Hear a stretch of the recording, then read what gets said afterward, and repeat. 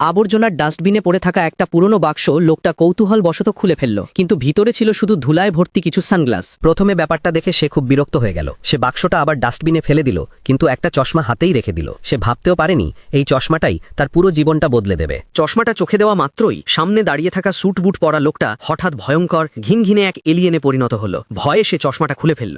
সব আবার স্বাভাবিক হয়ে গেল। তার বুক দ্রুত ধকধক করতে লাগলো। সে আবার চশমাটা পরে দেখল এবার পুরো শহরটাই বদলে গেছে। রাস্তায় থাকা বিলবোর্ডগুলো এখন অদ্ভুত অদ্ভুত বার্তা দেখাচ্ছে। টাকার নোটে অজানা ভাষায় কিছু লেখা, আর বইয়ের দোকানের প্রতিটি বই যেন মানুষের মগজ নিয়ন্ত্রণ করার কথা বলছে। জ্যাক হতভম্ব হয়ে গেল। তার মনে হলো কোনো ভয়ঙ্কর সত্য তার চোখের সামনে খুলে যাচ্ছে। সে রাস্তায় হাঁটতে হাঁটতে দেখল এই এলিয়েনগুলো আসলে সমাজের বড় বড় পদে থাকা চকচকে পোশাক পরা মানুষ সেজে রয়েছে। হঠাৎ টিভির পর্দায় রাষ্ট্রপতির মুখও একই রকম এলিয়েনে রূপান্তরিত হলো। এখন জ্যাক পরিষ্কার বুঝে গেল পুরো দেশটাই এই এলিয়েনদের দখলে। ঠিক তখনই একটা লম্বা কোট পরা মহিলা তার সঙ্গে ধাক্কা খেল। চশমা পরে তাকাতেই জ্যাক দেখল মহিলাটিও এক এলিয়েন। রেগে গিয়ে সে তাকে গালাগাল করল। মহিলাটি হতবাক হয়ে গেল। হয়তো প্রথমবার কোনো মানুষ তার আসল রূপ দেখছে। সে সঙ্গে সঙ্গে নিজের ঘড়ির বোতাম টিপল, আর কয়েক সেকেন্ডের মধ্যেই সুপারমার্কেটের লোকেরা অদ্ভুত ভাষায় কিছু বলতে বলতে জ্যাকের দিকে এগিয়ে এলো। জ্যাক বুঝে গেল এখন পরিস্থিতি ভয়াবহ হয়ে গেছে। সে কোনোভাবে দৌড়ে বাইরে বেরিয়ে এলো, কিন্তু এখন প্রতিটি এলিয়েন তার দিকে তাকিয়ে আছে। ঠিক তখনই এক পুলিশ তাকে রাস্তায় থামালো। জ্যাক চশমার ভেতর দিয়ে তাকাতেই তার রক্ত হিম হয়ে গেল।